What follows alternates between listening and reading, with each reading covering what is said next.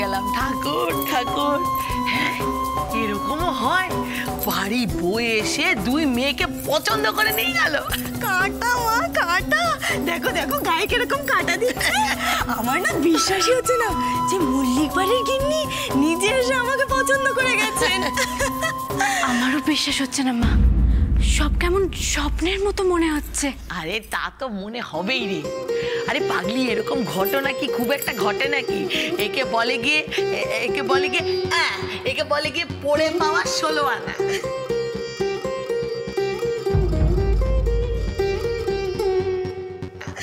শুধু ওই হারটাই আমার। এখনই আনন্দ করার কিছু নেই চুমকির মা। ওরা ভালো মানুষ, বড় মনের মানুষ বলে আজ ওরা নিজেরা এখানে এসে প্রস্তাবটা রেখেছেন। তবে তোমার এই তবে কিন্তু না এগুলোই দেখবে একদিন সবটা নষ্ট করে দিয়েছে। আচ্ছা, ওরা বড় বাড়ির লোক হয়ে আমাদের বাড়িতে সম্বন্ধ এনেছেন বলে কি আমাদের সেটা না করে দিতে হবে? হতে পারেন ওরা বড় লোক, তা আমরাই বা কম কিসের? আমরা কি খারাপ কিছু নাকি? আমার খালি মনে হচ্ছে চুমকির মা, চাঁদ ধরার স্বপ্ন দেখছি না তো? স্বপ্ন না দেখলে বড় হব কি করে বাবা? হ্যাঁ, এইটা ঠিক বলেছিস চুমকি। আর তাছাড়া ওগো, ওরাই তো আমাদের স্বপ্ন দেখতে শিখিয়েছেন, ভরসা দিয়েছেন। তাহলে আমরা কি করে স্বপ্ন না দেখি বলো তো? কিরে চারু, তুই কি বলিস বল বাবাকে। আবার ওরা জন্মাষ্টমীর পুজোতেও নিমন্ত্রণ করে গেলেন। তবেই দেখো ওনারা আমাদের কত আপন করে নিতে চাইছেন, ভালোবেসে কাছে আনতে চাইছেন। দেখো চুমকির মা, বিয়ে হলো সারা জীবনের ব্যাপার।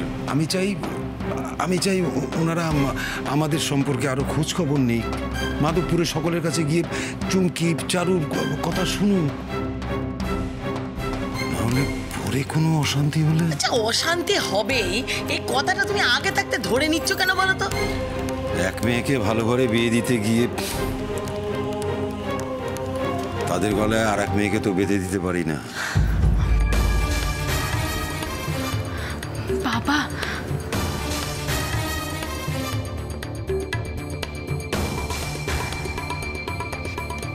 চারু, তোর বাবাকে আমি এখন কি করে বোঝাই বলতো? কি করে বোঝাই যে এই সম্বন্ধটা কিন্তু চুমকিটার জন্য এসেছিল, তোর জন্য নয়।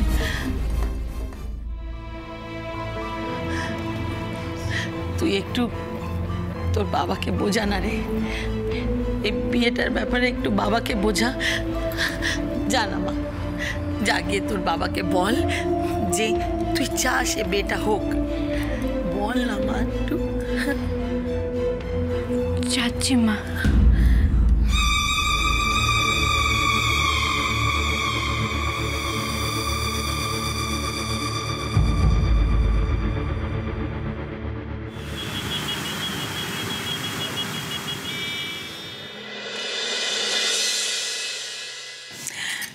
দেখো বড় বৌমা, রাধা মাধবের কৃপা থাকলে কি না হয়, ঠিক সেই মানুষটির সঙ্গে তোমাকে দেখা করিয়ে দিলেন।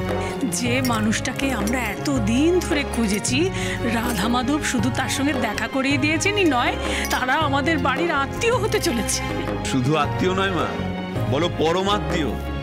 আমার ছেলেদের শ্বশুর মশাই হতে চলেছেন। আরে আমার তো এখনো বিশ্বাস হচ্ছে না, এটা পুরো মিরাকল।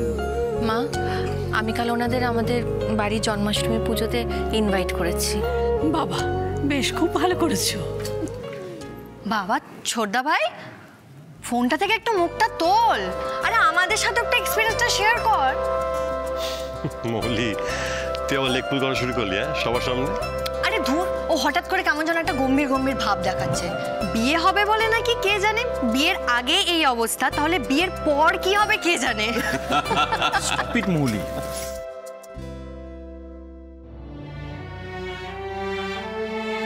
দিদি ভাই, অংশুর যখন ফাইনালি মেয়ে পছন্দ হয়ে গেছে, তখন আর শুধু শুধু দেরি করে কি লাভ বলো? আমার মনে হয় দিনটা পাকা করে ফেললেই হয়। তার আগে গুরুদেবের সঙ্গে বোধহয় একবার কথা বলে নেওয়া দরকার। গুরুদেবের সঙ্গে কথা হয়ে গেছে মা, উনি বলেছেন আজ রাত 11টার মধ্যে ওনার কাছে গেলে উনি কুষ্টি মিলিয়ে দেখে দেবেন। ও তাহলে তো এখনই যাওয়া দরকার, অলরেডি 9টা তো বাজে। মা তুমি তাহলে আমায় কুষ্টিটা দাও, আমি নিয়ে যাচ্ছি। আরে এই তো দেখছি তোর আর তর্স হয়েছে না। আবার না মানে মাধবপুর থেকে আসার পর দাদা ভাইয়ের থেকে তোর টানাটা বেশি মনে হচ্ছে। ঠিক আছে ঠিক আছে, অনেক হয়েছে, থামো এবার। অংশু, হ্যাঁ মা, নাও পুষ্টিগুলো তুমি গুরুদেবের কাছে নিয়ে যাও, কেমন? ঠিক আছে মা।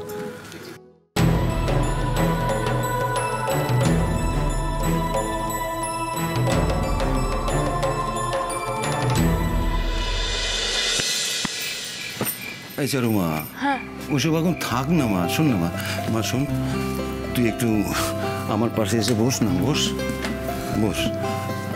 তোর সঙ্গে আমার না কথা আছে। হ্যাঁ বাবা বলো। দেখতে দেখতে তুই কত বড় হয়ে গেলি রে মা। তোর জন্য বাড়ি বয়ে সম্বন্ধ আসছে, এরপর বিয়ে দিয়ে শ্বশুর বাড়িতে পাঠিয়ে দেবো। বুকটা আমার কেমন ফাঁকা ফাঁকা হয়ে যাচ্ছে মা। বিয়ের পর নিজের বাড়ি ছেড়ে বাবা মাকে ছেড়ে যাওয়ার নিয়ম যদি না থাকতো তাহলে কত ভালো হতো না বাবা? হ্যাঁ রে মা, মেয়েরা ছোট থেকে বড় হয় এক বাড়িতে, এক পরিবেশে। বিয়ের পর অন্য বাড়ি, অন্য পরিবেশ, অন্য লোকজন।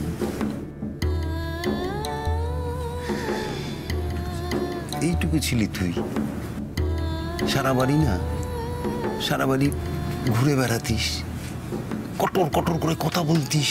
হ্যাঁ, সেই চারু আজ কত বড় হয়ে গেল। আর কখন যে তুই আমার মা হয়ে উঠলি টেরই পাইনি। এই সংসারের সমস্ত দায়িত্ব তুই সামলাচ্ছিস, একা হাতে সব করছিস। আমার খুঁটিনাটি তুই সব সামলাচ্ছিস, নজর রাখছিস আমার খুঁটিনাটির। সেই চারু আমার মেয়ে আমাকে ছেড়ে চলে যাবে? এভাবে বলো না বাবা, খুব কষ্ট হয়। না রে মা, কষ্ট পাস না মা, কষ্ট পাস না।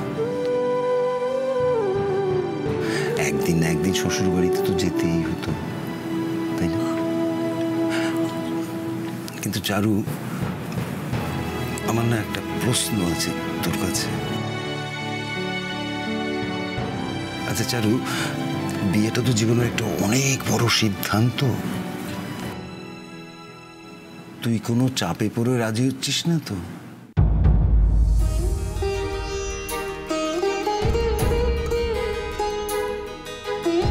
ঠিক বলছিস তো? হ্যাঁ বাবা। যাক, তুই খুশি হলে আমিও খুশি। বাবা, রাধা মাধবের কেমন কৃপা দেখো, ওনার সাথে তোমার আবার দেখা করিয়ে দিলেন। হ্যাঁ রে মা, ওনার সাথে দেখা হয়ে যেমন ভালো হয়েছে, আবার মনটা কিরকম খচখচে করছে। কেন বাবা, তুমি তো ওনার উপকারই করেছিলে। সে উনি ভালো মানুষ, বড় মনের মানুষ, তাই এরকম করে বলেছেন। কিন্তু কিন্তু আমার কি মনে হয় জানিস, আমি মনে হয় সেদিন ওই মল্লিকা দেবীর চিকিৎসা ঠিক মতো করতে পারিনি। এরকম কেন বলছো বাবা? তুমি ঠিক করে চিকিৎসা করবে না তা কেমন করে হয়? না রে মা, যদি চিকিৎসা ঠিক মতো করতাম তাহলে ছেলেটা দৃষ্টিহীন হতো না।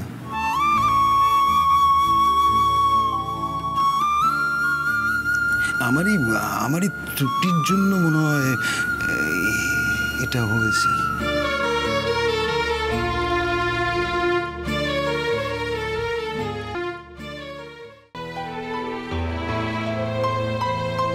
আমি তোমার আর তোমার দা ভাইয়ের দুজনেরই একসঙ্গে বিয়ে ঠিক করে এসেছি।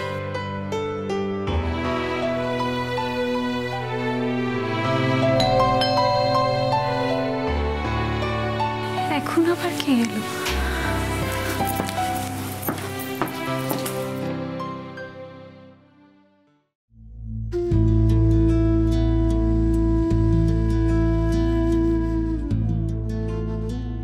এ কি তুই? হঠাৎ এত রাতে কোনো বিপদ হয়নি তো? আর আলাদা করে বিপদের কি হবে, যা হওয়ার তো হয়েই গেছে। আয় আয় ভেতরে।